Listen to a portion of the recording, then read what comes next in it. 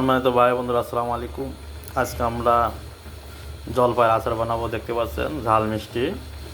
তো আমরা এখন সিদ্ধ করতেছি। সিদ্ধ করার পরে ফাটা হয়ে গেছে, এখন নরম হয়ে গেছে। এটাকে আমরা নাবাইয়ে ফেলবো, নাবাইয়ে একটু চটকায় নেব। আমরা এটা জলপাই নাবাইয়ে সামান্য হলুদ দিয়ে গিলাস দিয়ে ভালোভাবে চটকায় নিলাম, দেখতে পাচ্ছেন। এখন আমরা এটাকে তেলের উপর দিয়ে দেবো, দিয়ে সুন্দর করে আচারটা তৈরি করব। আমরা চুলাইতে খালি সরষের তেল দিয়ে নিলাম, দেখতে পাচ্ছেন। এখন এর মধ্যে আমরা 5 ফোড়ন দিয়ে দেবো সামান্য পরিমাণ করে, দিয়ে সেটা এখন ভালো করে একটু ফোটায় নেব, ভাজি করে নেবো আর কি। আমরা এখন 5 ফোড়নটা একটু পাটায় বেটে নেব, দেখতে পাচ্ছেন। সুন্দর করে ভেজে শিল পাটা দিয়ে আগে আমরা বেটে নিচ্ছি, দেখতে পাচ্ছেন। এখন আমরা তেলের মধ্যে দিয়ে দিলাম জলপাইটাকে।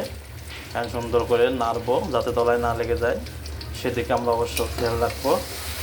মোটগুলো এখন দিয়ে দেবো। আমরা এখানে 5 ফোড়নের সাথে তেলের সাথে ভালো করে নাড়তেছি, দেখতে পাচ্ছেন। আমরা এখন এর উপর দিয়ে চিনি দেবো, দেখতে পাচ্ছেন।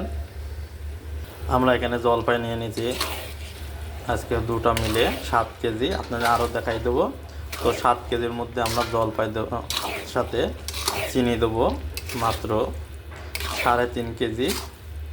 সমান সমান দিলে যারা মিষ্টি খাবে বেশি, যেহেতু আমরা ঝাল টকটা বানাবো, এই জন্য আমরা 3.5 কেজি পরিমাণ দিয়ে দেবো। অর্ধেকটা চিনি খাবে,